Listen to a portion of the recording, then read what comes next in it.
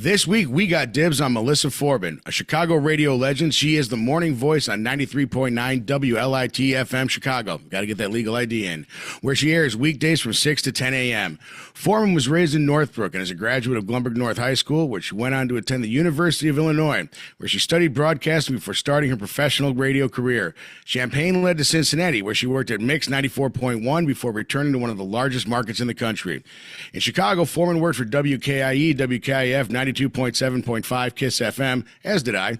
And in 2001, Melissa started appearing on WLIT, eventually hosting mornings until 2009, an iconic 8-year run where she became one of the city's most beloved broadcasters. In '09, she joined WCIU The U and as co-host of You and Me This Morning. She then returned to 93.9 Lite FM in May of 2018, taking back her chair with gusto, anchoring the station's weekday morning programming. Every November, she lights the fires that signal the beginning of the holidays in the Windy City when 93.9 becomes Chicago's holiday station. For 2 months, Melissa spreads holiday cheer in every store, doctor's office, taxi, Uber, and Lyft. Beyond the studio, Forman has taken part in numerous Chicago fundraising efforts, collectively helping generate more than $500,000 for local organizations over the span of her career. An icon, future broadcasting Hall of Famer, and the person whose voice means Christmas in Chicago. Welcome to Dibs, Ms. Melissa Forman. How you doing? Yeah, that was the best intro ever. I need you to come live with me. Thank you. I work cheap. That was really sweet. Thank you. Oh, thank you. Well, I've been listening to you on 93.9. I'm a huge radio nerd. I went to Glumberg South, actually, and they had the radio. Did you do the radio program at Glumberg North? Was that there when you were there? No, we had television, and I think radio was kind of like in quotes. I actually was over at South. That's all we had at the time, a little tiny studio at South. Yeah. Right? So that was my studio. That's where I learned how to do all of this. Right. And I actually say it was the best teachers I ever had were there. Learned how to do all of it. And the funny thing about you going to Glumberg South is they would talk about you. Like one of the people from our schools is on the air here. You should follow her. So I've always kind of like kept track of what's going on with you. So it's a big honor for me to talk to you today.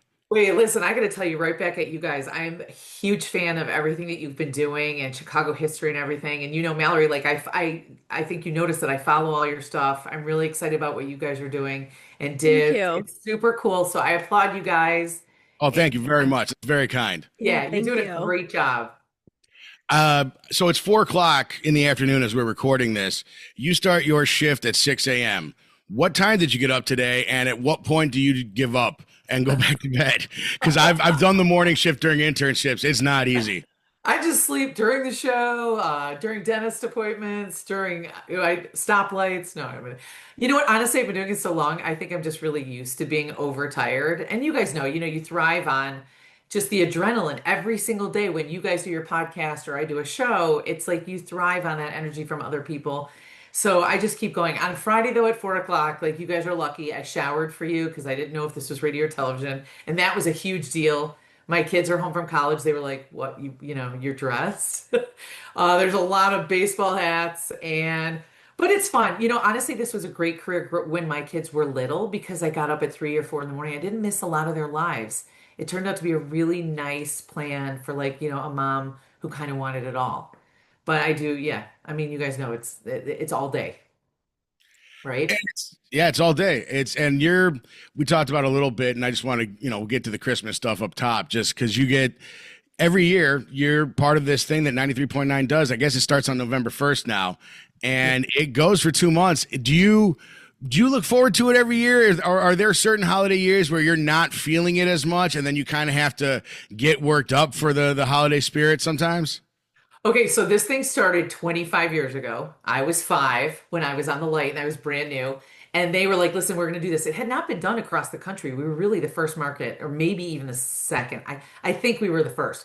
But our program director, this guy's name was Jeff Cochran at the time. He said, we're going to go wall-to-wall Christmas music. And I remember I was in the studio, and I went in with my wrists out. I was like, you could kill me now. This is not a good idea. This is not going to work. And I prided myself. I always thought I had a good a pulse on what would work and what wouldn't work. And I remember him going, no, Melissa, listen, you are going to fa la la la la all season long. I promise you, this is going to be the biggest thing ever. So after that first season, and when I saw how huge it was, I was like, what is this? Like, I don't know. I just, we grew up in the northern suburbs. I mean, you knew a couple Christmas tunes, you knew a few Hanukkah tunes, and that was it. But I just started to really like realize what was so special about it. It grew on me too. And we moved it earlier and earlier because we really saw a need for it. The weather started to get cold earlier, like by November 1st. That anticipation is so important to a lot of people. The holiday is so short. If you start putting up Thanksgiving, it's already Christmas. So I can tell you, like, it's on 24/7 at my house. No joke, not being cheesy, but like we're really pretty addicted over here.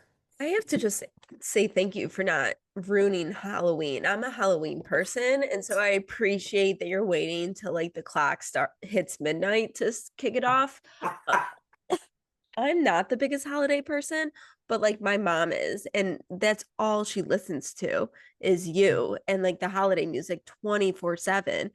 Do Yeah. you like I don't it's 24/7 like are there enough songs? Like how often are songs getting repeated? Maybe it's just me. I'm not like into the holidays. Like growing up in Highland Park, like wasn't really my thing. Ah, right. Personally, we could go from Halloween to Melissa. Valentine's Day and I would be thrilled. So my mom asked a similar question. So did like all these other people in my life when we said we were interviewing. It's like, well, I want to know why don't they play blah blah blah and why don't they do this? And I was like, if you guys really want an answer, Melissa and I can talk for 45 minutes about music rights and Oh, licensing and broadcasting fees for certain songs versus others. And oh, wait. And how about Nick? We talk about top 40 radio. So oh god, okay, this yeah, is because I'm going to explain the reason why. Okay. And first of all, Mallory, biggest Halloween fan. They're hands down to me. It's all about Wicked, not Wicked the movie, but being Yeah. Wicked. It's about Yes. candy, trick-or-treating costumes. I It went is to my, Sleepy Hollow this year in New York. no, I'd go with you. It was amazing. I was Halloween for me, living my best life. Yeah. right. If they had 24/7 Halloween, like I'd for sure be on that station. Yeah. Okay, but then going back to Christmas, we did look this up because I had a listener who's like, how many songs are there? And now of course I forgot. I think it's like 9 million or something like that. But here's the philosophy on what we do. So top 40 radio, we all grew up with it, whether it was Kiss FM or in my era it was B96, okay, or John Landecker way back when, if you're going, but Top 40 radio basically took the top 40 songs and played them over and over again so that in a 20-minute time span, which is the average amount that most listeners listen, they will hear their favorite songs. So if you think about what we do for Christmas music, it's the same philosophy. Now, after 25 years, these songs have been tested, they're tried and true, and you do hear a lot of repeats, and that's because in that 20 minutes, you want the listener to be happy. Those other listeners are also still listening to them again and again, just like they did top 40 because they test well and they're popular and people love them. So I tell people, although this year, if you listen, we really extended the playlist a lot. I I did. did you notice? I mean, we really did. We threw in a lot of newer things, newer and older, and but I did a test for myself. Like we drove from here to Jersey, I think like a winter or two ago, and I was like, let's listen to satellite radio, which I have and I'm a big fan of. And it wasn't the same. Like there were a total large amount of tune out songs where I was like, I'm out. I don't know this Christmas song.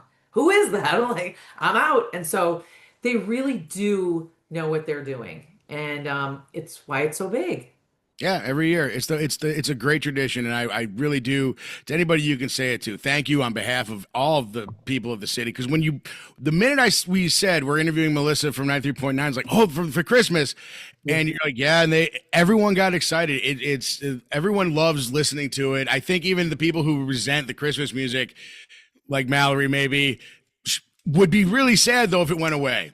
It's nice to Oh, know that it's there. Do you know what I mean? yeah, If Mallory, you we could always throw in like a Halloween. We could always throw in Thriller, like in Yeah. the middle You of it, know, and then get your attention, and then come back and yeah, no, like I appreciate the tradition. I love like, yeah, but I think for me, like when I was working in retail, I mean, like I don't want to hear it for 8 hours. Like we need yeah. something else. And I'm like such a music person.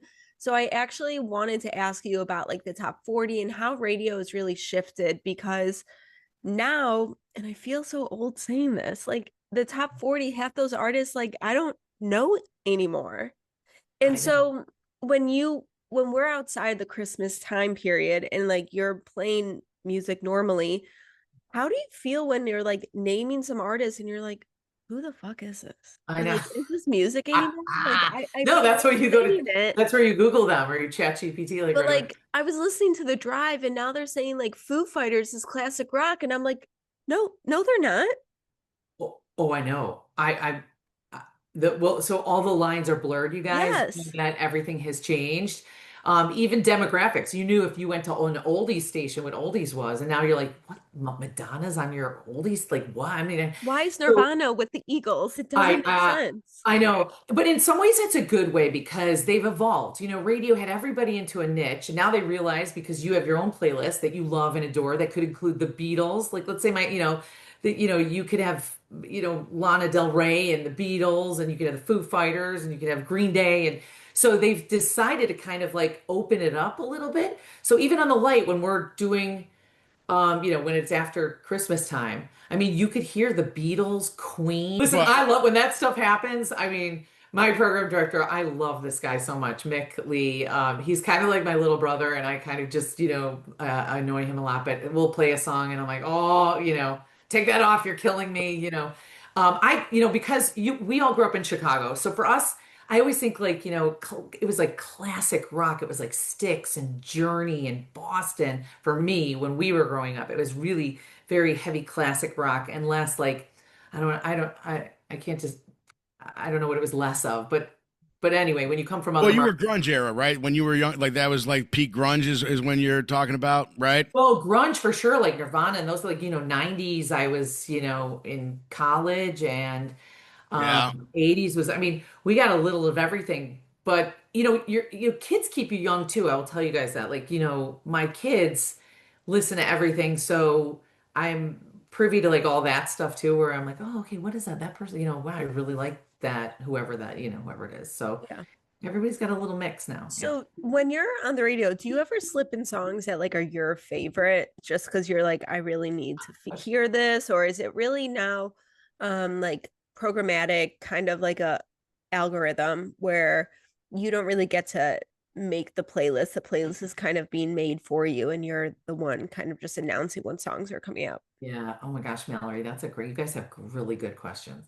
That's a great question. It depends on what it is. I do a morning show, so I have a little more leeway on things. And if someone's got a request or whatever, I'll play it, put it in. They do have a system and an algorithm. You don't want to play something that then by accident it's going to be played. It depends on the program director. But certain formats have less. I probably have less control over music than I would if I was on, I don't know, like, XRT or something. I assume that they get more leeway, you And know? has it changed as like our computer and AI and everything like has gotten so technical? Like, would you say, I don't know, 10, 15 Well, you, years ago, you might have had like a different experience? well, I was going to actually ask you about that because you're going back to like 2000 or late 90s, early 2000s. You're still dealing with carts and old school analog systems, right? When you started, and then having to like the transition of all the studios. So, when was the first time you realized, oh, we're not doing analog ever again? Oh God. Okay. Well, to answer the first question, I would say, I don't think it's changed. I think, given that I was like at a Kiss FM where it was like really, it's formulatic. And so formulatic, and so is that the right word? I'm so tired. See, here's where I start to slur words at 4 o'clock in the afternoon. And a light, and you're gonna probably play closer to the playlist because that's what the program director wants, and you don't want to. But as far as carts and everything, I mean, you got to. I still have carts that I kept. I'm like, I don't know, maybe this will come back, or I can't even remember. Like, we use this program, this Vox Pro, to record people. I remember when we had reel to reel, and my partner Jerome in Champaign had to cut that sucker, and I'm like, cut it faster, cut and tape. Like you're not moving fast enough. We're not gonna get this on the air. So White markers. you guys too. It's cool though, right? That you got to go through that evolution, and then now things are so much easier because you're better skilled. I mean, that was one thing for me. I was never going to come to Chicago. John Records Landecker will tell this story where I turned him down. I was a kid in Champaign. I had been like 2 years out of school. He got my tape and he called and wanted me to come to the big leagues in Chicago and kind of work with him and be his, his sidekick. And he tried maybe 15 times. We became such good friends through this, but I said, like, listen, Landecker. I called him Papa Landecker because I'm like, you're so old. And he called me Chicklets because I have some giant teeth, which are real. But anyway, I said, listen, Landecker, I am not coming to Chicago as your side chick. Like, I got to learn the equipment. I got to make some mistakes. Like, I want to know how to run all of this because if I come to Chicago and I'm your side chick, I'm going to be a side chick for the rest of my life. And I don't want to do it. So, in Champaign, when I went to school, I did the morning show. And then on Saturdays, I got up at 6 a.m. I ran my own show from 6 to 10. I learned every board and every pot and every way to record. And then even still, I didn't want to go to Chicago. I was like, I spent some time in Cincinnati where, again, it's less harmful if you make a giant mistake. So those carts, I mean, I went through every iteration of everything you could have on the radio. And, I would like carts to come back. They were fun. Well, But I somewhere around here have the Lake of Fire Nirvana cart that I took from high school when they got rid of them. It stop. really, I don't know where it is, but it's somewhere in like one of these bins that I kept from high school. Just because Oh I my knew God. that was the song I went to every show when I needed I got a 2 minute gap. Songs That's 2 minutes 12 seconds. Got it. Like, ah, do you have song times committed to memory still at this point? what was that? Oh yeah, from the carts. Remember there was what was Yeah. it? What was it that was 8 minutes? We all know that everyone knew the whole Well, song. there's Stairways John 8 minutes and McClane? three. Oh John yeah, 8 minutes 31 seconds. I think is that one. And then live action. If you really need to get out for 15 minutes, you play the live version of Freebird. That'll buy you 14:30. ah, now that is the day that we could play whatever we wanted. Yeah. For Well, I was sure, in high school. right? Like Yeah. it is true. And like the original Kiss FM when I was on, you mentioned 92.7 and 5. That was the greatest radio ever. There were no rules. Chris Schiebel, biggest shout out, the program director. Harry Lag, I'll explain Harry Lag later. But that's what you could toss carts in, right? Well, Nick, Yeah. I mean, Yeah. you're there. I like talking to people who have been in the industry for a while, just because the way that Chicago broadcast. First of all, I think Chicago is one of the most. I mean, I don't think it is one of the most important media markets in the world. But as far as the way you're trained here, I've tried to explain to our company's owner a few times. We can't do what national people do, man, because that's not going to work in Chicago. There's a certain way you have to talk and be authentic here. I mean, it's with you on the radio. You hear it when you're doing Christmas or not. It's just, this is who I am. If I'm not this, you're not going to respond. And that's how it is in this town. Wouldn't you agree? Oh my God, 100%. Well, you guys know you grew up in Glenview, Highland Park, and like we're all from the same area. And I tell people all the time, and I'm like, Chicago is a completely different beast. We don't have celebrities like in LA, like we don't have TV and movie stars. It has always been our radio and our, TV news stars. We idolize them. We could all go back to whoever we used to listen to and we loved or our parents listened to. And if you aren't who you say you are or portray you are on the radio, this town will figure you out so fast. I mean, it's just who we are. And you have to either say, like, that's what I mean, because people ask me, do you want to go to New York? Do you want to go to LA? And I'm like, no, I mean, that would be lovely and wonderful. I just want to be with my peeps in Chicago. Like, that was to me the epitome. That was it. Because that's how we grew up, right? Radio Yeah. it was the coolest thing ever. So I currently live in New York for my job. And one thing is I miss driving, and I miss driving and listening to the radio. I love driving. Like, Me I'll sit too. in traffic all day. Like, I'm okay with it as long as there's the radio and good music. And because the highway was under construction for however many years and we always are dealing with it, like, I got to really know the different radio personalities on the different stations. And you're sitting sometimes for an hour every day at the same time, and you like grow to know these people. And like when they will talk about their kids or what's going on or whatever. And so how do you feel about like sharing so much of your life on the radio but also trying to keep it private at the same time? Like, is there like a line that you won't cross, but you also want people to feel connected to you as well? Yeah, again, these are great questions. I think I crossed that line a long time ago.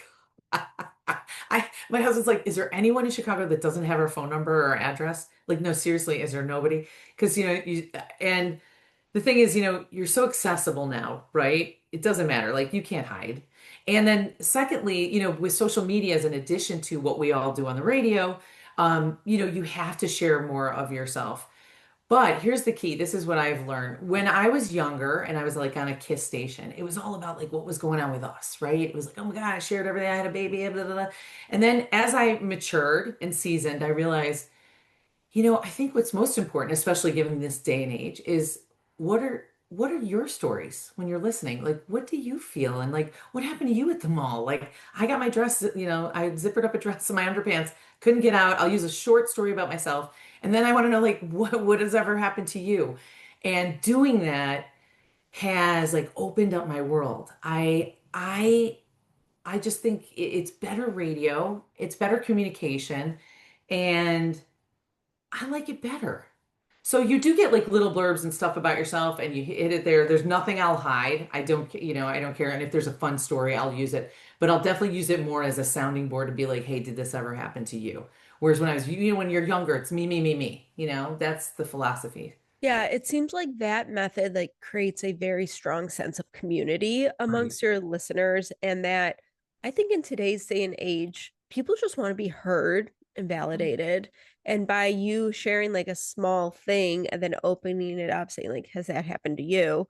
Um, people call in and want to share what happened to them. And then maybe it's someone in the car who didn't feel comfortable enough calling in, but they hear someone say, like, yeah, I got in a fight with my mother-in-law, like on Thanksgiving as well. And it's like, oh, wow, like it's not just me. Like people Oh, can hear and see themselves in other people's stories.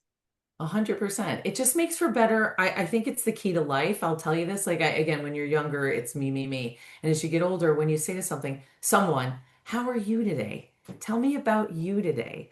It means I care about you. And in a world where it's so chaotic and people want to be heard and they're scrambling online to get their little statements in and get their comments in and make a dig or be the funniest. If there's a safe space for them to do it, it's just, it can be really awesome. I mean, some of these stories and things that I have found out from asking, how do you think, or did this happen to you, have been the best things that I take with me every day. I tell these stories to everybody. Yeah. I always like to point out, especially the people like you who are on the air every day or who put out regular stuff. I've mentioned on the show before. We talked about it before my Todd Stashwick episode. I was sick for and in pain for a very long time. And when you have things that you listen to regularly, I will tell people all the time, and I hope one day we're this for somebody, maybe. There are days when you're really low, and hearing from your favorite radio personality, just a similar story, or there's a podcast that I listen to called Some More News, and they end every episode with, and just remember that we love you very much. And I will tell people that during the pandemic, when I was living alone, those were the only people who told me they loved me for 6 months. Like, it was just the only people who ever said it. And it mattered to me every week because it was like, hey, at least I'm hearing the words. Stuff like that from WLIT, The Score, all these stations in the city. I want you to know, do you know how much it can matter to people? Do people like tell you those stories too? Oh, I'm gonna cry like hearing you say that. That I think that's so meaningful because I have this thing where it's just naturally who I am. I tell everyone I love you. I'm like, I love you. Oh my God, I love you. Thank you for calling. I love you. And people are like, Melissa, you tell everyone you love them. I'm like, no, no, like I really do. I love, first of all, the fact that they listen to me over everybody else, because the Chicago market is loaded with incredibly talented people. My colleagues on every channel. I have so many good friends. They're freaking amazing. But the fact that they listen to me, I say, I'm like, I love you, I love you. And then I also said, some of these people never hear I love you. I literally have said that before. They don't hear I love you. I also, during the pandemic, we used to get emails from our regional general manager here, Matt.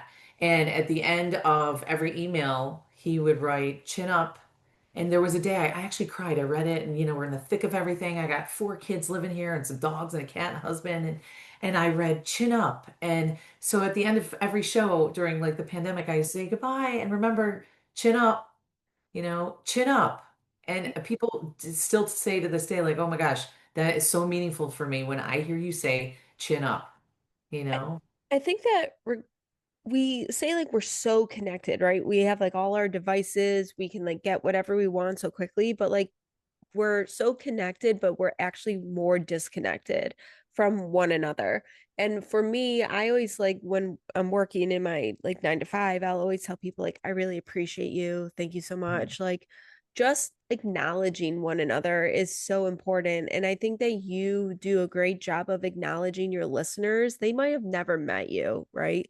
But they hear you and the way you come across and the way you talk and what you share and how you like end shows makes them feel acknowledged and heard, which I think in today is such a rarity. Oh, thanks, Mallory. I appreciate that. Yeah. I do. I try. I'm like, listen, they're gonna bump into me somewhere or know a friend from again, Glenbrook now North or South or U of I. And hopefully it's the same story as it was like my home. I mean, I'm just someone from Chicago and people need a friend. There's a lot of people that need a friend. And so every day take it very seriously. What my content is, what is the intent, what kind of meaning can they find? Even in the Christmas wishes we were just doing, like this guy called and he wanted to pay $800 for his girlfriend's cat who died. It had a brain tumor. Archie, I think it's name, Archie or Arthur or something. And he's like, like my girl, we decided to like do everything we could to save this cat because we don't have kids and we like loved it. And now we're in the whole $800 and the whole thing. And we granted him the wish, but at the end I said, I want people who listen to this to realize that you love your pet and it's okay to, you maybe can't spend $800, but like to treat your animals, please everyone, treat your animals, treat them like family, Yeah. okay? And that's my subtle way of if there's someone out there that isn't so nice to pets, like, and you're listening to me and you like me, treat you know what I'm saying? There's like a Yeah. little lesson, there's I'm a pretty little sure if lesson. you're rude to pets, it's like an early indication in the DSM-5 of a sociopath. 100%. I don't want to self-diagnose anyone, but it is But in you know there. what I mean? What I'm Yeah. saying is like there's that it's the truth, Yeah. 100%. But Yeah. what I'm It is saying at is, least a red flag. yeah, right. But the bottom line is that you should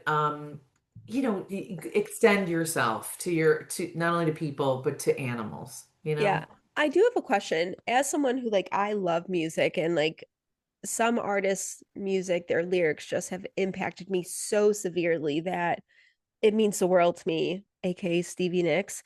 But Love. have Oh, love. you met any artists throughout your career that you have to keep your cool, you have to be professional, but like on the inside you're like, your song helped me get through this breakup, or your song or album like changed my life? Like, who were those artists, and can you tell us some of those stories? Oh my God, there's so many good ones. Well, I mean, my top would be like James Taylor growing up, James Taylor, Billy Joel, and for me, honestly, local Styx and Dennis DeYoung.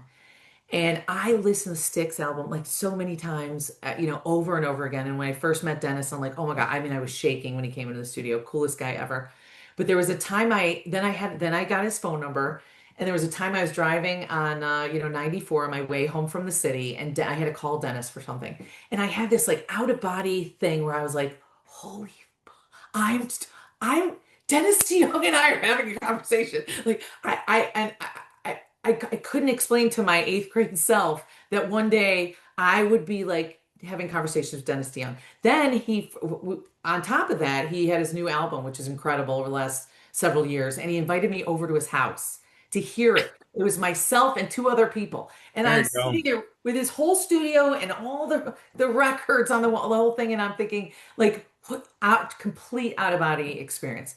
Dennis DeYoung to me is like just the epitome of everything. But I've had that too. I just talked to Barry Manilow of all people, and I mean Barry Manilow, and he was just I've had that a multitude of times where I can't believe it, It's right? yeah, no, I get it's not I wasn't invited to anybody's house, but I will continue to tell this story until I'm forced to stop. But I got to do the Star What? Trek convention, and I got to go up on stage and host the thing, and I don't have any of my Trek stuff up, but I'm a massive, massive Trekkie as listeners to this show. No, and as much as it annoys Mallory to hear it almost every week, but it's when I got to go backstage and yes, her name is the Not Visitor. She's a wonderful actress. She's a very sweet lady. But that's Major Kira from Star Trek, who I Right. watch when I'm sad, or I watch when I'm sick, or when I'm happy, or I just want to kill time. Yes, it's nice to meet you. And shake your hand, and you're trying to do the thing of like, and I know it's that Yeah. I'm meeting somebody but I also have to do a job. Okay, let's let them know that it matters, but be cool. And then the minute you're out of breath, there's like that thing where you get out of eyesight of them. You're like, holy shit, that just happened. Okay, 12-year-old me. I'm crying. Wait, you're gonna love the story really quick. I digress, but a friend of mine was on a plane and he sat next to this guy. They had a great conversation, and my friend says to him, he said, "What do you do for a living?" He says, "I'm an actor." And he goes, "Wait, you ever been anything I might have seen?" And he goes, Star Trek." He was sitting next to William Shatner. I kid you not, did not recognize that it was William Shatner. I cry, I laugh every time I see him. I tell that story to you didn't know it was William Shatner. I mean, it happens. It happens when you. Listen. I imagine with you, with your voice, there are times you're in a gas station or in a store, and they're playing like maybe highlights of you, or it's like a day where they're doing a repeat of whatever, and you can hear your own voice, and then you're saying something, and there's got to be occasionally a disconnect with the people who are listening to you. What's the Yeah. Before we get out of here and everything, I wanted to ask, what are your earlier radio influences in Chicago? Like you mentioned John Records, Landecker. Who else like stands out to you when you were younger? I mean, Johnny B and oh my God. I mean, there's so many. Patty Hayes I used to listen to. Eddie and Jobo I used to listen to. I mean, but Jonathan Brandmeier and John Landecker. I mean, Landecker turned into, like I said, my closest friend. I love this guy. And Steve Dahl. I love Steve Dahl's wife now, and I mean, so good. And Eddie Volkman. Eddie's just such a it's a sweetheart. Like to get to know them now, again, it's that same feeling. Like you'll be like, oh my gosh, I still have this image of being in high school and calling 4,000 times to try to win, whatever that was. But Jonathan Brandmeier is probably, I mean, anyone who listened to him knew that that was like the edge of creativity that Pushing the envelope that in way of morning radio. It was the David Letterman of Chicago morning radio. It was pushing stuff in ways. he was everything. I mean, he is. I don't know him. He isn't somebody, but he may be somebody I'd be like, oh my God, same way. So good. I mean, so good. This who you mentioned Steve Dahl, you mentioned everybody else. When you're getting ready to go do WLIT nowadays, what is your day like actually? You said you get up early, but like when you get to the radio station, when you're getting ready for a daily shift, do you have your songs all programmed out and everything ready to go, or do you have any input at this point? Yeah, I mean, the songs are all kind of laid out, and I used to kind of freewheel it before. Now I'm a little bit more structured. I learned that recycling bits is not a terrible thing because you go back to the top 40 radio thing. There's somebody listening at 6, they're not listening at 8. If you've got a great bit, play it twice. Nobody cares. You see clips over and over again, especially in this day and age. Things are shorter than they used to be. I definitely tighten and edit things way more because our attention spans like what is it, you guys, like 11 seconds or something? It went from 30 to 11 seconds, something insane like that. So the show is tighter. Sometimes I'll put things in and it gives me more time to talk to people off the air, which I love. Like I'll put, again, if you recycle something, that means I am available then to sit here and hear these amazing stories. So I freed myself up a lot during the show to really answer calls and have great conversations. You could talk about like, hey, next week it's going to be, I don't know, next week is Christmas. Tell me about where you hide your gifts. But, when you're in a frenetic, really like fast-paced thing, you can't get that stuff where you can tape it and play it. And I like that way better. It's kind of like a mixture of things. It's like social media, super fast. The one great thing about the advancement in the technology is that you are able to do so much prep work so quickly and have that stuff laid out that it's really fantastic. When I was at WKIF doing weather, to be able to I have all my morning weather forecasts. They're lined up. They're done. They're locked. I don't have to, now I'm just going to sit here and read the news because I got, there's nothing else really going on. So it's great. Yeah. I thought Mallory was going to say something. I do have a question. I'll probably end up Okay. editing this How out. are you feeling, by the way, Oh Mallory? yeah, I'm This okay. poor woman. Did we tell everyone that you have the flu? You didn't even reschedule. No, You guys are so Nah, she's a sweet. trooper. through. Huh? Did you ever work with Jack Silver in radio? He went to U of I, Illinois. He was radio. He did XRT. No, the Loop. He was on the Loop for a little while and then moved out to LA. I know the name Okay. because everybody in this everybody knows. Yeah. I know the name, but he obviously graduated after me, so I don't. But I do. I think people have I said. think he might have graduated maybe before you. Oh, before me. Yeah, he would have been like 60. He's like 66, Oh. 67. Oh, yeah, he's definitely. Yeah. I just Okay, I didn't do know. know the name, Okay. but I don't know from He was where. like very good friends with my dad, and like I used to get all the cool like the Loop stuff Oh. clothing, and then they moved out to LA and everything. And I know like radio is such like a small. We'll edit this part out, Did but you like keep that? Did you keep it? You got to keep all that loop. Like, don't ever. I made the biggest mistake when they fired me from the Light, or let me go, and I was like, meh, I'm never. yeah, you get like angry and you're like purging everything. Yeah, I should not have gotten rid of that stuff. the stuff from the Loop on eBay does Oh, out of very control, well. right? Yeah. Yeah, You know it's what it. the last song they played before they switched to like The the last Christmas? three, the last three songs. Well, I know the last one they played was Highway to Hell The before last they three songs switched were over Hell's Bells, Sympathy for the Devil, and and then Highway Highway to to Hell Hell. because it turned into a Christian rock. Station at Yeah. Oh, midnight. right. I forgot about that. At Kiss Yeah. FM, I think they played something epic too. I don't remember what it was because we had to switch from Kiss FM to Energy, this dance hit radio station. But I think it was Yep. No. only, Dance Factory. I worked at that. So then they went back and they did a mixture, and then it was Kiss FM during the days and Dance Factory at night. I worked overnights. My shift was my first job out of school that I got paid for anyway, because radio. I got paid in exposure a lot. You're getting paid? They the shift was Monday through Thursday. This you can leave in, Mel. The shift was Monday through Thursday, 4 p.m. till 4 p.m. till 6 a.m. or something like that. Oh. And then Mondays I had to flip around and be there in the morning. I had to be there Monday and Tuesdays in the morning. Like it was just like I had 6 days a week and they were insane hours. It was nuts. And it was just like this. Yeah, you're going to do overnights and then flip around in a day and go back and do mornings. It was great. Yeah. Gotta love radio. Right? I mean, there's no. It's not it's the best job though. When you love it, when you're into it, it's the best job in the world. You know what crushes me, you guys, the most is that the farm leagues are really gone. They're Yeah.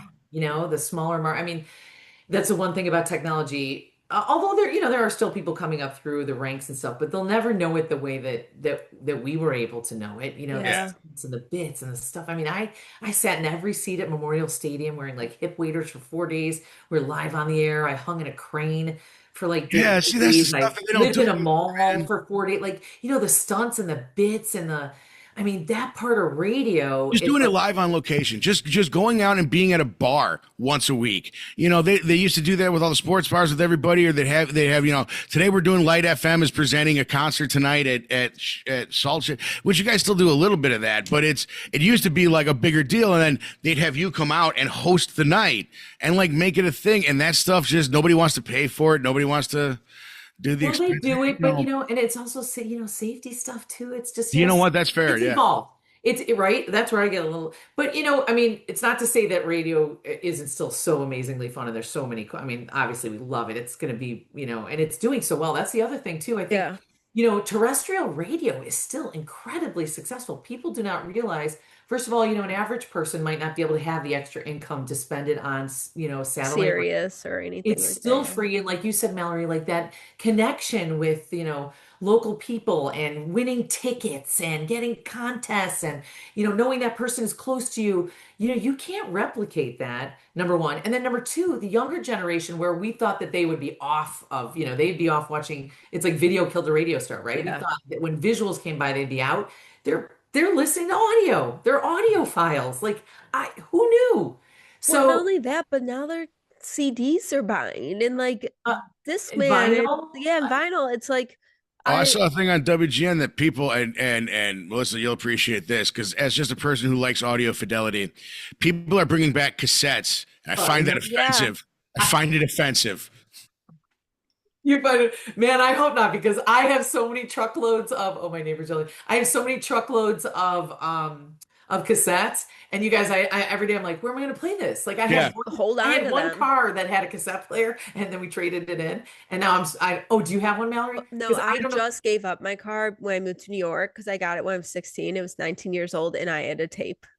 Yeah, and you had a tape player. Yeah, I had a tape up until it's the last worst year when sound quality ever. It's the worst sound quality of all time.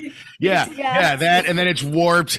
Like people used to say vinyl was bad. It's like vinyl holds its shape. Every time you play a cassette, it gets worse.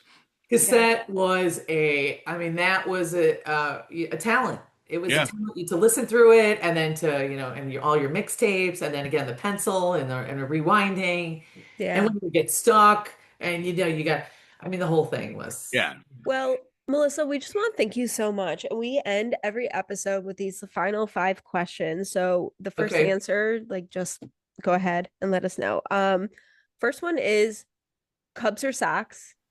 Oh, you guys, I gotta say both. And I don't want to be this way, but I have a diehard dad, Cubs fan, and my grandfather was diehard Sox. And I got a husband from Philly, so it's all messed up. But I like them both. Yeah, That's and my great. grandpa came from New York, and he was a diehard Sox fan. So I grew up going to both games. Ketchup on a hot dog, yes or no? Yeah, yeah, because I eat like a first grader. I eat I can, chicken I'm fingers, I'm the and same way. It's you think amazing okay, how good. consistent diet and mentality is across radio broadcasting. Everyone is like, "Ah, I'm on radio. I eat like garbage. I'm up all night. You We know, we eat 8-day-old donuts and yep, I'll eat cold fries. I don't know. Some farmer brought corn to Champagne. I found out in the middle. I'll eat Yeah. anything. But yes, I have to have ketchup. yeah. Yeah, I always joke it's like a vegetable for me. So, totally. Yeah. what is your favorite neighborhood in Chicago? Oh my gosh, that's so great. Oh my gosh, oh my gosh, oh my gosh. Well, I spent a lot of time like in Bucktown, Logan Square. I love that area. I love Margie's ice cream is like a big thing for me and my family. Every New Year's we go down and the first thing we do is have sundaes the size of our head at Margie's to ring Yeah, in a sweet new year. I love So that. I did spend a lot, but West Loop, I mean, I didn't, I love it. What's not to love about every neighborhood in Chicago, right? Yeah, And Yeah. so South absolutely. Loop, I mean, I don't know, but I did live a long time like in Logan Square and Bucktown. What is your favorite season in Chicago? Oh, I've asked this before. This is an impossible question. I mean, I love spring because I love hearing the birds, and my birthday's in April, and like everybody comes out, like like the Wizard of Oz, they come out of their little houses. But summer and the lake, and oh gosh, you guys, what are yours? I just need to know really quick.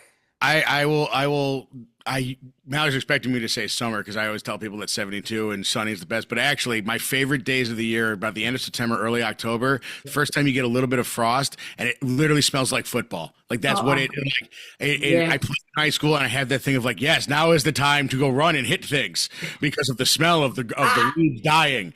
Yes, now is the time for combat. okay, and it's gorgeous. It's been so Yeah, pretty Oh lately. yeah. mine What's mine is fall. Like my yeah, Instagram you both. handle is I Yeah, peak in the fall. So from like September into like December 1st, it's like my time of year. Then I yeah. like hibernate. I'll see you next fall kind of thing.